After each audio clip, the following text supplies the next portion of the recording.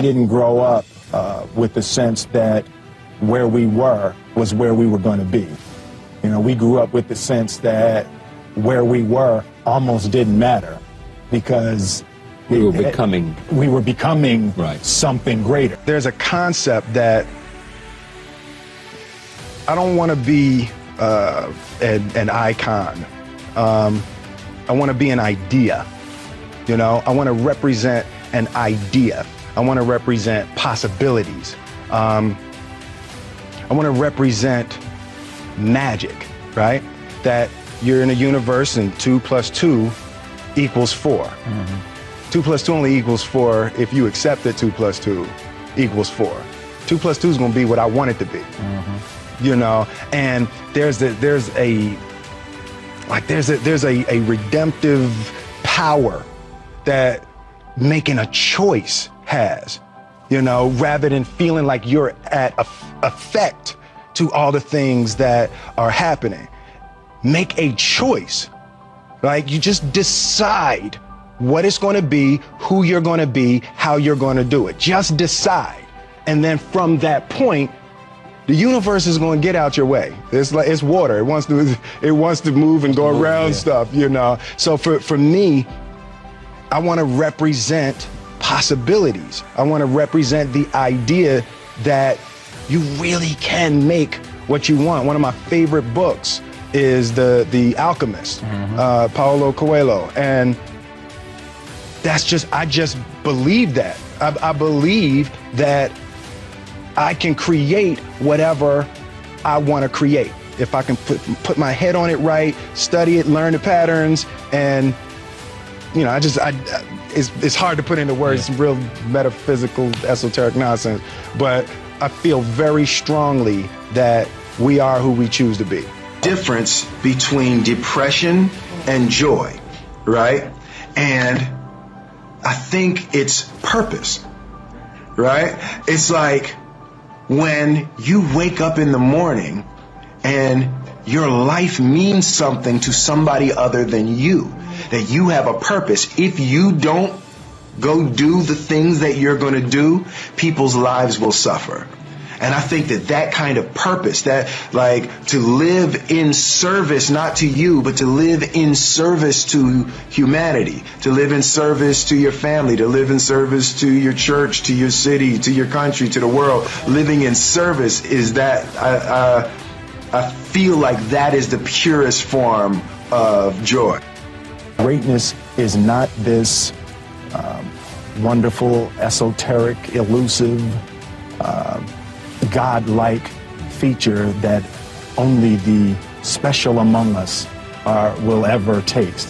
You know, it's something that truly exists in all of us. It's very simple.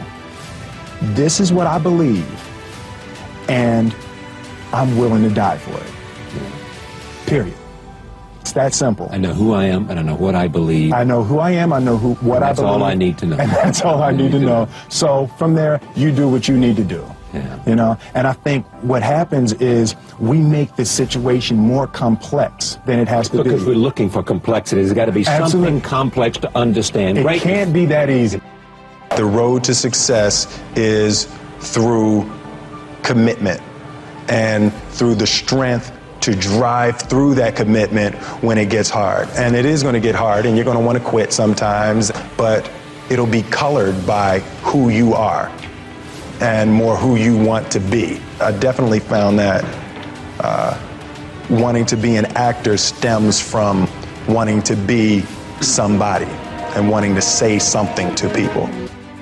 The only thing that I can see, and you can never really look at yourself, the only thing that I see that is distinctly different about me is I'm not afraid to die on a treadmill, right?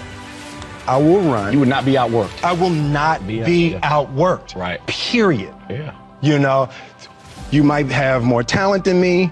You might be smarter than me. You might be sexier than me. You might be all of those things. You got it on me in 9 categories.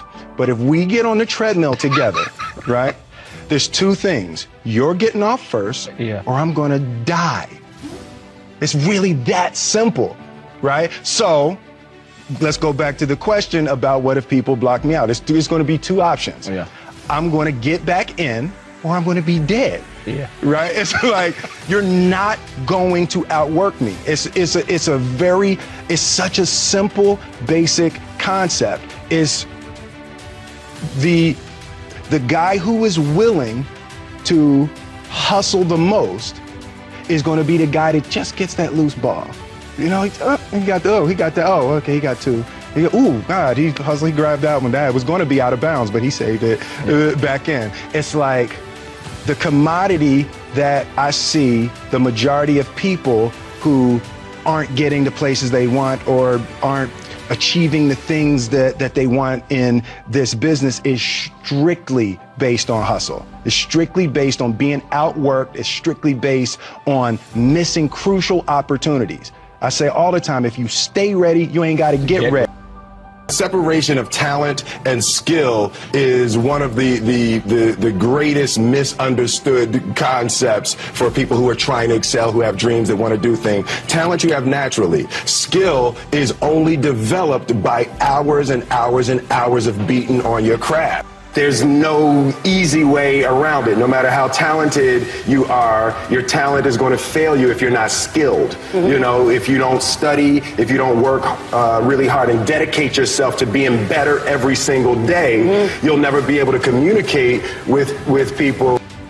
I'm motivated by fear. Fear. You know? Fear of what? Fear of fear. I hate being scared to do something. I hate that feeling of the feeling that I had before I had a meeting with Quincy Jones, because it was really Quincy Jones and a guy named Benny Medina and Jeff Pollock came with the idea for the Fresh Prince of Bel-Air. And I hated being scared, you know, that I didn't want to even take the meeting. There were opportunities during when I my first year as a rapper. Bill Cosby and the people on the Cosby Show had seen my music video and called me to be a character to come and try out for the Cosby Show. And just every time it was set up, for some reason I couldn't make it. The fear of fear. The fear. I just hated that, being scared to do something. And I think what developed in my early days was the attitude that I started attacking things that I was scared. I realized that to have the level of success that I want to have, it's difficult to spread it out and do multiple things. You know, it's in order to be world class, and I've made a decision, I want to be world class. And it takes such a desperate, obsessive focus to excel on the level that I want to make movies. You know, I was Star Wars when I was young. I sat in a movie theater and watched Star Wars, and I just couldn't believe that movie made me feel like that, just floored and just stunned by the creativity. And I'm realizing that in order to move people in that way, in order to touch people in that way, you really got to focus with all of your fiber and all of your heart and all of your creativity. Love this one. Fail early, fail often, fail forward. You know, it's always a little bit frustrating to me when people have a negative relationship with failure. Failure is a massive part of being able to be successful. You have to get comfortable with failure. You have to actually seek failure. Failure is where all of the lessons are. You know, when you go to the gym and you work out, you're actually seeking failure. You want to take your muscles to the point where you get to failure, because that's where the adaptation is. That's where growth is. Successful people fail a lot. They fail a whole lot more than they succeed, but they extract the lessons from the failure, and they use that, the energy, and they use the wisdom to come around to the next phase of success. You gotta take a shot. You have to live at the edge of your capabilities. You gotta live where you're almost certain you're going to fail. That's the reason for practice. Practice is controlled failure. You're getting to your limit, getting to your limit, getting to your limit. You can't lift that. You can't do that until you get to the point that all of a sudden your body makes the adjustment and then you can do it. Failure actually helps you to recognize the areas where you need to evolve. So fail early, fail often, fail forward.